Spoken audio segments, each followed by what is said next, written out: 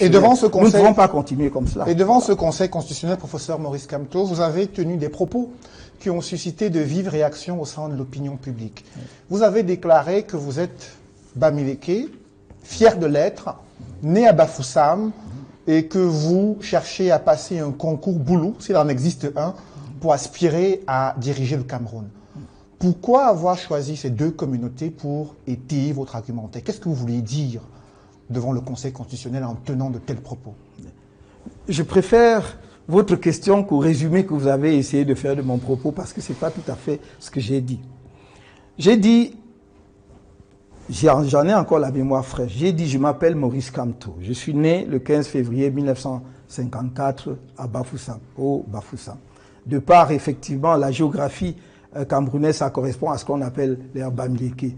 J'en suis originaire. Certains auraient voulu que je renonce au fait que, ou bien que je dise que je ne viens pas de cette région ou de cette ethnie. Il n'y a aucune raison de le faire, je ne le dirai pas. Et j'ai également dit, voilà, j'étais au gouvernement de M. Paul Biya, j'en ai démissionné, je suis candidat contre lui, certains auraient voulu, on trouve prendre cela comme la etc., etc. Donc c'était cela. Et dans la suite, qu'est-ce que je dis? Pour montrer à quel point j'aime mon peuple, et ce peuple-là le sait. Et je vais vous dire, M. Moufele, ce n'est pas devant le Conseil constitutionnel que pour la première fois j'ai utilisé cette formule. Pendant toute ma campagne, je l'ai fait à Ebebda, je l'ai fait à Bankim, je l'ai fait à Ebolova, je l'ai fait partout ailleurs. J'ai dit, mais je vous aime au point où s'il fallait passer un concours pour être de cette ethnie-là, moi je passerai. Pourquoi cette ethnie? Pourquoi vous précisez une communauté J'ai précisé, comme celle-là? Je vous ai dit que j'en ai parlé, j'ai parlé à Ebebda. Est-ce que ce sont des Boulous? J'ai parlé à Bankim, est-ce que ce sont des Boulous? J'en ai parlé dans l'extrême nord. Est-ce que ce sont des Boulous? Est-ce que citer une ethnie ou une autre, c'est cibler une ethnie? Je crois que j'ai entendu des membres du gouvernement de notre pays essayer de faire une tartine sur cette sortie. Ça ne les grandit pas parce qu'ils ont bien compris ce que j'ai voulu dire. Mais ils estiment que vous avez tenu un discours très tribaliste. Ils estiment. Est-ce que vous avez écouté les propos de ces membres du gouvernement? Vous connaissez leurs propos, vous savez ce qu'ils disent. À quel moment ont-ils tenu des propos républicains? S'ils savent que je ne faisais pas un acte de tribalisme et présente aux Camerounais et au monde entier, parce qu'après, le même argumentaire et la même formule a été reprise dans un réquisitoire contre ma personne, correspondance rédigée et signée par l'ambassadeur du Cameroun à Genève, pas moins, en reprenant les mêmes propos, tenus par un ministre qui avait parfaitement compris ce que je voulais dire. Qu'est-ce qu'il a dit? Qu'est-ce qu'il y avait de tribaliste dedans? Simplement, qu'est-ce que Boulou et Bamileke viennent faire devant le Conseil constitutionnel? C'est tout, et voilà le tribalisme. Mais il a oublié de dire que je voulais montrer à quel point j'aime cette communauté. Comme je l'ai dit à Ebebda, je l'ai dit tout à l'heure, les vidéos existent, monsieur Moufele. Si vous voulez, je peux vous les envoyer.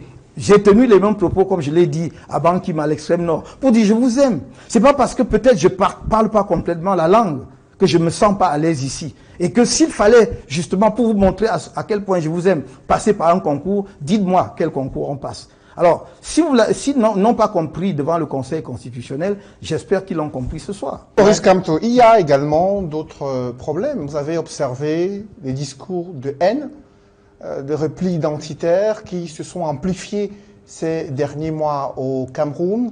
Certains ont attribué cela aux positions, aux attitudes de certains militants du mouvement pour la renaissance du Cameroun, encartés dans une communauté instrumentalisée par leur leader, le professeur Maurice Kamto, dans l'espoir que leur tour est arrivé pour être à la tête du pays.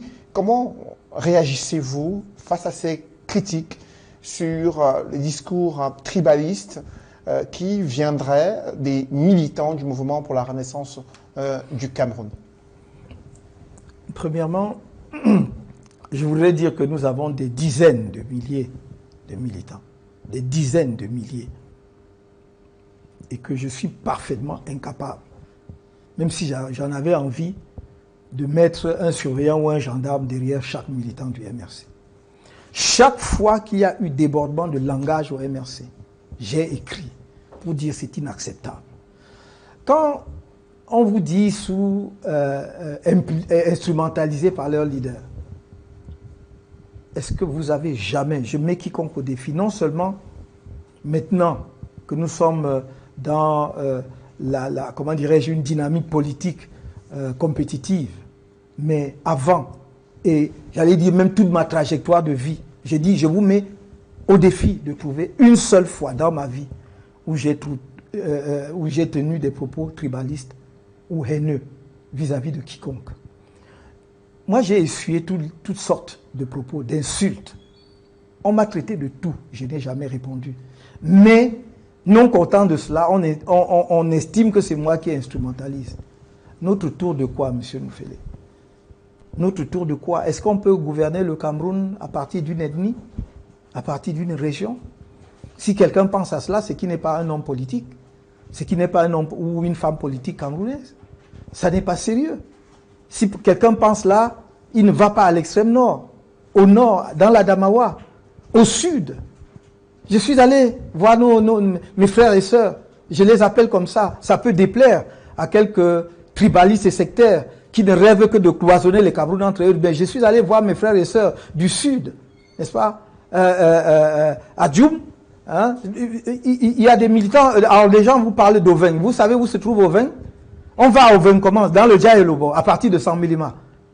Ça, ce sont mes compatriotes que je vais voir et je tiens des propos haineux contre eux. Mais il y a un ministre de la République qui estime que vous, étant originaire de la même région que lui, que vous donnez le sentiment à cette communauté-là qu'elle doit se mobiliser derrière vous pour pouvoir accéder au pouvoir contre toute attente en utilisant des logiques insurrectionnelles, comme ça a été évoqué ici tout à l'heure, en instrumentalisant une partie de la diaspora camerounaise qui chaque jour manifeste lors des sorties du chef de l'État en vous présentant comme le président de la République, alors qu'on sait qu'il y a un chef de l'État dont les résultats ont été officiellement publiés par le Conseil constitutionnel.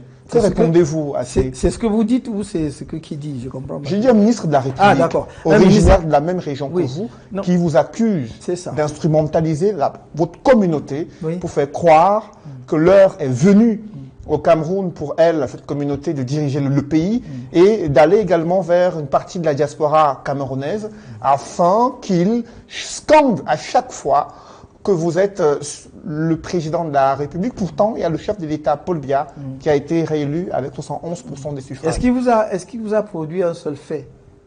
C'est-à-dire qui montre que je les instrumentalise? Est-ce qu'il a produit un seul fait? Non. Est-ce qu'il a produit un seul propos de moi? Non. Est-ce qu'il vous a dit qu'il ne tarit pas d'insultes à mon endroit? Et depuis, non. Est-ce que j'ai jamais répondu? Non. De quoi m'accuse-t-on? Donc, je voudrais simplement que les gens comprennent que j'assume ma qualité de Camerounais. Et je veux diriger, si les Camerounais m'en donnent l'occasion un jour, le Cameroun tout entier, sans exclusive. Et je ne vais pas exclure une partie du Camerounais, y compris celle dont je suis originaire, si c'est donc ça le sujet.